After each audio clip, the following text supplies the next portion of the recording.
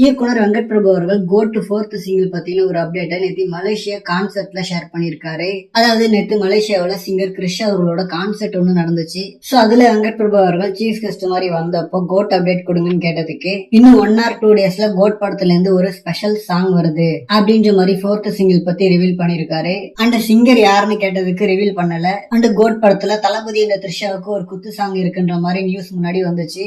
So இந்த song mostly அதுவா தான் இருக்கும். ஏன்னா ஆல்ரெடி 3 சாங் ரிலீஸ் ஆயிடுச்சு. அதுல எதுலயுமே த்ரிஷா இல்ல.